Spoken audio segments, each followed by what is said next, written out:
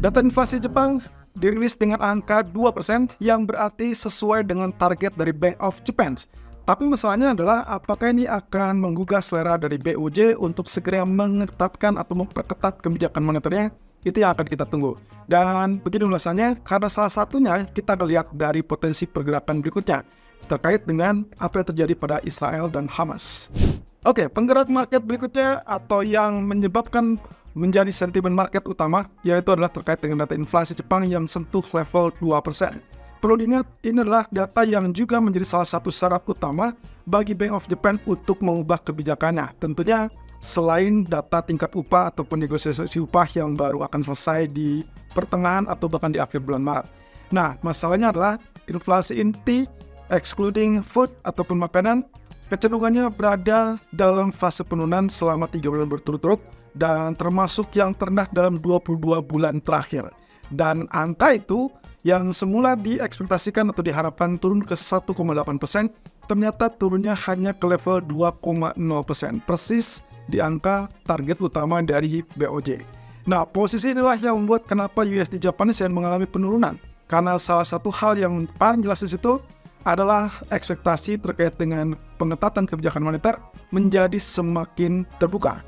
Jadi kondisi inilah yang membuat kenapa USD Japanese Yen layak untuk sell ataupun kita sebut dengan Japanese Yen menguat dan dolar kecenderungannya adalah melemah. Di sisi lain terkait dengan kabar geopolitik yang kemarin sempat kita sampaikan adalah kondisi ataupun kesepakatan untuk gencatan senjata yang akan dilakukan di Paris ataupun Prancis ternyata terancam gagal. Hal ini dikarenakan ada notulen ataupun kesepakatan dari inti proposal yang diajukan yang tidak sesuai dengan apa yang diinginkan oleh Hamas. Sementara pihak Israel sendiri mengatakan bahwa kemungkinan akan sulit untuk mencapai kesepakatan di mana Israel tidak menginginkan gencatan senjata yang permanen, sementara Hamas menginginkan gencatan senjata yang permanen. So, rasa-rasanya inilah yang membuat kenapa potensi geopolitik kemungkinan akan kembali memanas. Dan salah satunya yang sangat terlihat jelas adalah crude oil yang sebelumnya di hari Jumat sempat mengalami penurunan, bahkan tekanan sampai zona 76.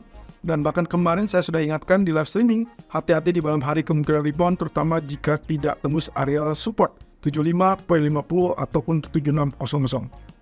Dan ini dia, crude oil kali ini berada di level 77.70, mendekati level 78, dan rasa-rasanya mungkin minggu ini akan kembali rebound. Tapi hati-hati, mungkin ini adalah kenaikan yang sesaat, dan kita masih tetap wait and see sampai beberapa data ekonomi yang jauh lebih penting. Ya, mata uang China, renminbi alias Chinese Yuan mengalami penguatan, dan ini selalu dilakukan oleh pemerintah China menjelang pertemuan tertinggi dari para pemimpin China. Ya, hal ini juga dilakukan berdasarkan permintaan mereka dan dilakukan oleh PBOC tentunya. Yang kita sudah lihat adalah terkait dengan kebijakan yang pernah diumumkan di tanggal 20 Februari. Secara mengejutkan, PBOC memangkas suku bunga LPR 5 tahun dan mundur ke belakangnya kurang lebih 2 minggu sebelumnya. PBOC juga memangkas yang namanya Reserve Requirement Ratio. Jadi kemungkinan potensi inilah yang terlihat sebagai upaya dari pemerintah China untuk meyakinkan bahwa investasi di negara tersebut relatif aman, termasuk juga untuk warga domestik yang memerlukan keyakinan bahwa pemerintah tidak tinggal diam.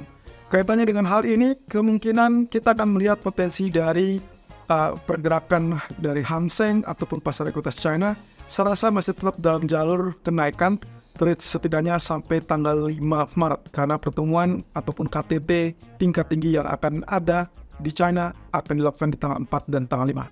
So, perhatikan apa yang akan kita sampaikan ataupun yang akan kita lihat di situ, yaitu terkait dengan kebijakan paket penyelamatan ekonomi, yaitu stimulus ekonomi yang dijanjikan senilai 2 triliun yuan. Apakah itu akan terjadi atau tidak? Maka kemungkinan posisinya Hang Seng sangat terbuka untuk kembali lanjut. Bahkan saya memperkirakan mungkin minggu ini kita bisa melihat segera level 17.000. Tapi kalaupun tidak, secara jangka pendeknya memang sangat wajar mengalami penurunan, mengingat data ekonomi yang relatif minim dari China, sehingga pengaruh dari Wall Street yang tadi malam memerah alias profit taking juga berimbas kepada pasar saham Hang Seng. Nah, kondisi tersebut tentunya hanya short term, jadi perlu diingat bahwa medium termnya tetap kita dalam harapan bahwa tingkat stimulus ataupun mungkin kita sebut dengan paket stimulus ekonomi, baik itu dari pemerintah ataupun dari PBOC-nya masih tetap bergulir dan juga masih ada harapan untuk diluncurkan. Jadi kita tinggal tunggu sampai tanggal 5 Maret untuk kemungkinan paket fiskal stimulus tersebut. Nah, kemudian JP Morgan mengingatkan pasar saham. Jadi hati-hati untuk pasar saham. Menurut JP Morgan ada 3 pendorong utama yang menjadikan penyebab potensi penurunan di pasar saham. Yang pertama, perusahaan-perusahaan yang sempat mendapatkan manfaat dan juga beban bunga bersih yang lebih rendah kemungkinan akan kembali normal setelah H1 2024, artinya setelah tahun pertama di 2024. Kita berarti perkirakan after Juni ataupun Juli. Jadi di bulan Agustus kelihatannya mereka akan kembali normal, tidak akan mendapatkan keuntungan yang terlalu besar ataupun dari manfaat bunga yang lebih rendah. Nah, kemudian yang kedua adalah kenaikan harga. Akibat COVID tentunya kita sudah tahu semakin langka, semakin jarang barang tersebut, harga semakin melonjak dan itulah yang terjadi saat COVID kemarin. Dan menurut JP Morgan, jika keuntungan yang sebelumnya tercapai gara-gara kenaikan harga saat COVID, tentunya ini akan mengalami penurunan karena pendapatan berikutnya kita sudah melihat dari data PPI yang kecenderungannya akan berubah negatif. Kemudian yang ketiga adalah aktivitas ekonomi Amerika. Di tahun 2023 itu tidak sekuat tahun ini. Dan JP Morgan melihat adanya biaya tenaga kerja dengan yang kita sebut dengan tingkat upah yang kecenderungannya meningkat. Jadi kemungkinan inilah beberapa hal yang akan menjadikan hambatan menurut mereka. 3 poin utama itu yang akan berdampak kepada indeks saham. Ya, walaupun kalau kita lihat dari laporan earnings rata-rata menunjukkan data yang sangat meningkat pesat. Tapi JP Morgan kembali mengingatkan bahwa hal ini kemungkinan akan berubah dan berbalik saat kembali normal.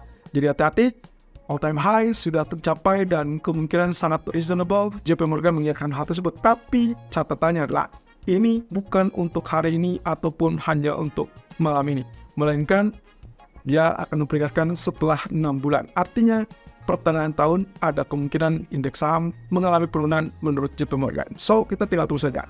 Apakah Agustus ataupun September ada kemungkinan potensi profit taking yang cukup besar atau tidak dari pasar.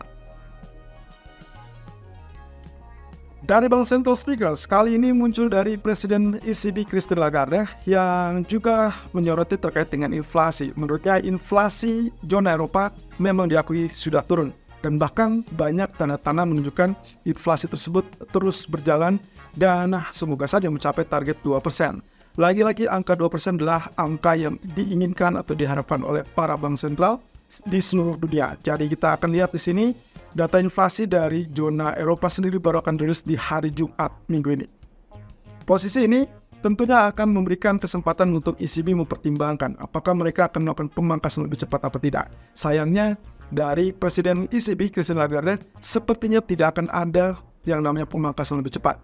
Bahkan menurutnya belum waktunya. Ini mirip dengan apa yang disampaikan oleh beberapa bank sentral lain seperti BOE atau bahkan Federal Reserve.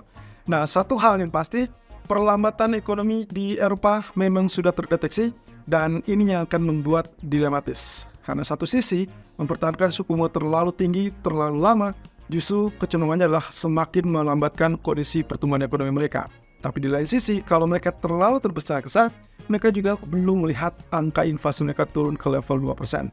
So, tidak ada pemangkasan dalam waktu cepat dan itulah yang membuat kenapa euro kembali terangkat naik setelah pernyataan dari Christine Lagarde. Nah, tentunya hal ini akan berseberangan dengan data-data ekonomi berikutnya karena kita juga masih akan punya apa yang dibahas oleh Biden dengan para pemimpin Kongres, yaitu terkait dengan government shutdown. Kemungkinannya ini adalah pengulangan drama politik yang sudah basi. Tapi tetap saja kita mungkin akan melihat pengaruhnya dan mungkin baru akan deadline di hari Jumat. Berarti detik-detik terakhir itu akan tercapai kesepakatan. Tapi untuk sementara ini malam nanti cukup perhatikan terlebih dulu apa yang akan didiskusikan antara mereka.